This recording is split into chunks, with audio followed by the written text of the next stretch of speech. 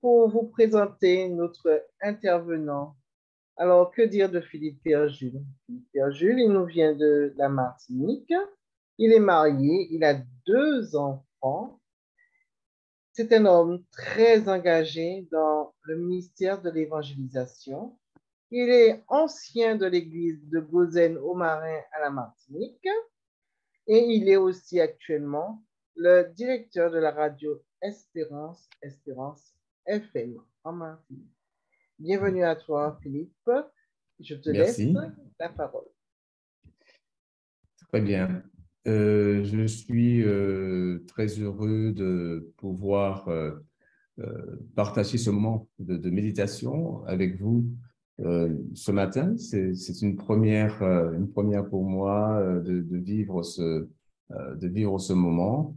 Et je remercie le Seigneur de pouvoir le prier parce que nous sommes dans des temps où nous avons véritablement besoin de nous tourner vers lui pour prier notre Seigneur, car les temps sont mauvais et plus que jamais, nous devons nous laisser guider par le Saint-Esprit. C'est pourquoi j'aimerais, dans ces quelques minutes que nous avons à partager sur ce thème, que votre cœur ne se trouble point, parler de cette parole que le Seigneur Jésus dit à ses disciples, que nous connaissons tous, le livre de Jean au chapitre 14 et versets 1 à 3, que votre cœur ne se trouble point, croyez en Dieu et croyez en moi. Alors Jésus dira ces paroles à ses disciples après leur avoir parlé de son départ. Et quand Jésus leur parle de son départ, eh bien cela génère chez eux un trouble, de l'inquiétude, et ils posent à Jésus cette question: mais Seigneur, ne pourrions-nous pas venir avec toi où tu vas? Et Jésus leur dira: non, vous ne pouvez venir avec moi maintenant, mais bientôt vous le pourrez. Mais Jésus veut les rassurer en leur disant que votre cœur ne se trouble point, croyez en Dieu et croyez en moi. Et la suite, nous la connaissons: il y a plusieurs demeures dans la maison de mon Père, si je ne sais pas, je vous l'aurais dit, etc. Et cette parole, nous sommes appropriés également cette parole de Jésus qui nous invite à ne pas être troublés. Mais troublés par quoi? Le premier trouble peut venir justement de cette pensée ou de croire que, eh bien, Jésus, il est parti et il n'est pas avec nous. Et je voudrais, à travers ce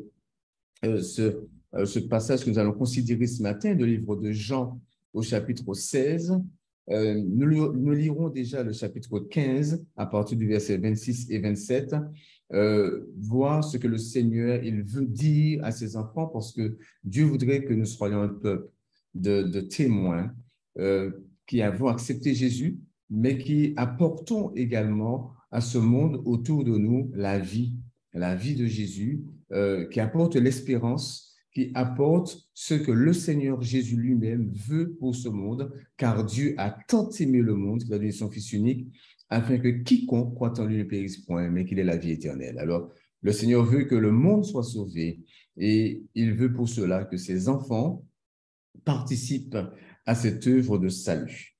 Alors, quand nous lisons au verset 26 du chapitre 15 de Jean, Jésus dit ceci: quand sera venu le consolateur, que je du Père, l'Esprit de vérité qui vient du Père, il rendra témoignage de moi. Et vous aussi, vous rendrez témoignage parce que vous êtes avec moi dès le commencement.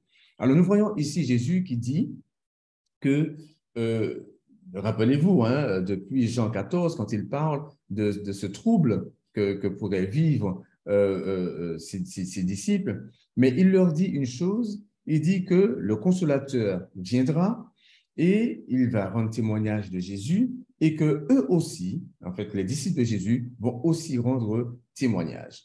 Alors maintenant, nous lisons au chapitre 16, à partir du verset 5. Écoutons ces paroles de Jésus. Il dit ceci: maintenant, je m'en vais vers celui qui m'a envoyé. Jésus, il est toujours dans le même contexte où il leur parle de son départ, mais les appelle à ne pas se décourager parce qu'il enverra le consolateur. Je relis au verset 5. « Maintenant, je m'en vais vers celui qui m'a envoyé. Et aucun de vous ne me demande où vas-tu. Mais parce que je vous ai dit ces choses, la tristesse a rempli votre cœur. » Nous voyons que les cœurs sont remplis, mais de quoi? Les cœurs sont remplis de tristesse. La tristesse a rempli votre cœur. Cependant, je vous dis la vérité. C'est intéressant de voir Jésus dire « je vous dis la vérité » parce que nous savons que quand Jésus parle, eh bien Jésus, il dit la vérité. Mais pourtant, Jésus, il insiste ici en disant « eh bien, je vous dis la vérité ». En d'autres termes, je ne vous mens pas. Parce que ce que Jésus dira par la suite sera quand même un peu difficile à admettre, à comprendre, à accepter quand Jésus dira eh bien, qu'il vous est avantageux que je m'en aille. Probablement, nous aurions aimé que Jésus soit physiquement, en chair et en os, à côté de chacun de nous, dans notre maison, ou dans nos églises, ou dans la ville où nous vivons. Nous aurions probablement aimé que Jésus soit là, en chair et en os. Mais pourtant, Jésus dit ceci, « Il vous est avantageux que je m'en aille. » Alors, j'aimerais insister 2 secondes sur cette partie, parce que quand Jésus dit que la tristesse a rempli votre cœur, cependant, au verset 7, je vous dis la vérité, il vous est avantageux que je m'en aille. Alors, quand on lit ce texte, effectivement, on se demande, mais quel avantage on pourrait avoir que Jésus ne soit plus là et qui est le consolateur. Alors, la suite du texte nous met sur le chemin en disant « Il vous est avantageux que je m'en aille, car si je ne m'en vais pas, le consolateur ne viendra pas vers vous. » Alors, c'est intéressant de noter ici une chose. Si souvent nous avons considéré que ce texte s'adressait à toute la terre, eh bien, remarquons une chose ici. Jésus précise que pour ses disciples, c'est un avantage pour ses disciples. Il vous est avantageux que je m'en aille. Parce que nous avons d'abord besoin, nous, d'être pleinement remplis de la puissance du Saint-Esprit pour que nous soyons en bénédiction à ceux qui nous entourent, que nous soyons en bénédiction auprès de ce monde. Parce que, regardons ce qu'il dit au verset 7, « Cependant, je vous dis la vérité, il vous est avantageux que je m'en aille, car si je ne m'en vais pas, le consolateur ne viendra pas vers vous. Et quand il sera venu, d'accord, quand il sera venu, il convaincra le monde en ce qui concerne le péché. » Donc, on voit que d'abord, le consolateur, il vient vers nous, et après que le peuple de Dieu, les enfants de Dieu, soient remplis de la puissance du Saint-Esprit, eh bien, on voit que le Seigneur, il peut amener une action auprès du monde. Donc, il dit encore au verset 8, « Et quand il sera venu, et qu'il aura été un avantage pour vous, à ce moment-là, il convaincra le monde en ce qui concerne le péché, la justice, le jugement. » Bien-aimé, si le monde peut être convaincu, il le sera par l'action du Saint-Esprit dans la vie des enfants de Dieu. Et nous devons être au clair sur cela. Nous devons pleinement recevoir d'abord l'action du Saint-Esprit dans nos vies, être un avantage pour nous, pour que nous soyons ces témoins auprès de Jésus-Christ. Regardons auprès de ce monde. Regardons rapidement le témoignage de Jésus dans le livre de Luc au chapitre 4. Et nous lisons au verset 1er.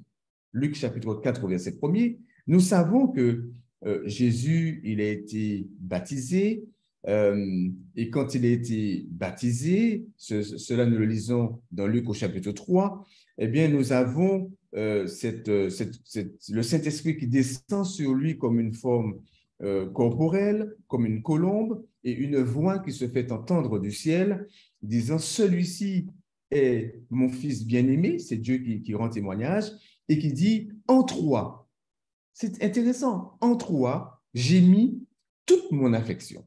Alors, lisons Luc au chapitre 4, verset 1er. Il dit ceci. Jésus, il est baptisé, et au chapitre 4, verset 1er, il dit « Jésus, rempli du Saint-Esprit, revint du Jourdain, donc où il a été baptisé, et il fut conduit par l'Esprit dans le désert, où il fut tenté par le diable pendant 40 jours. » Il est intéressant de voir une chose, Jésus, il reçoit le baptême, il est rempli du Saint-Esprit. Il est rempli du Saint-Esprit, d'accord? Nous voyons cette action intérieure. En lui, comme le texte le dit, en toi, j'ai mis toute mon affection. Jésus est rempli du Saint-Esprit, pourtant il va dans le désert. Eh bien, nous voyons que quand Jésus est rempli du Saint-Esprit, il va dans le désert. Là, il n'est pas au contact de personne. Il n'est pas là pour échanger avec qui que ce soit. Il est rempli du Saint-Esprit, dans cette rencontre avec son Père, dans cette union, dans cette unité, dans cette relation, dans cette communion avec son Père, parce que l'Esprit est en lui et il y a ce travail, cette rencontre d'abord avec le Seigneur. Et quand Jésus, il sort de ce lieu, lisons au verset 14 maintenant, au verset 14 de Luc chapitre 4, il nous dit ceci, Jésus revêtu de la puissance de l'Esprit. Au chapitre 4, verset 1er, on a vu que Jésus, il est rempli du Saint-Esprit et il va dans le désert. Et au chapitre 4, verset 14, il dit que Jésus, il est maintenant revêtu de la puissance du Saint-Esprit et il va dans le temps pour lancer son ministère sur cette terre. Il dit donc Jésus, revêtu de la puissance du Saint-Esprit, retourne en Galilée et sa renommée se répandit dans tout le pays. Au verset 16, il dit, il se rendit à Nazareth où il avait été élevé et selon sa coutume, il entra dans la synagogue le jour du sabbat. Il se leva pour faire la lecture et on lui remit le livre du prophète Ésaïe. L'ayant déroulé, il trouva l'endroit où il était écrit. Quand il dit qu'il trouva l'endroit, c'est-à-dire que Jésus, il a cherché ce texte-là pour rendre témoignage de ce qu'il devait faire.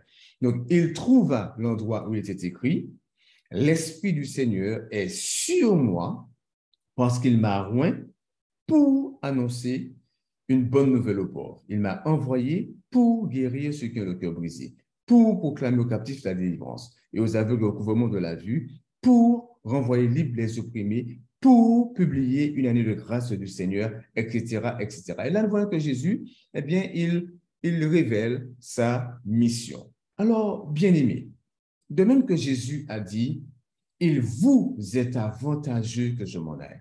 Nous avons d'abord besoin de la puissance du Saint-Esprit dans nos cœurs pour changer nos cœurs, pour changer nos conceptions, pour changer notre manière de voir, notre manière de comprendre, pour changer nos sensibilités, nos émotions, nos sentiments, nos envies, nos goûts, pour que nous soyons pleinement transformés à la gloire de Dieu, pour que le Seigneur nous envoie en témoignage vers ce monde, pour que le monde soit convaincu que Jésus-Christ est Seigneur à la gloire de Dieu.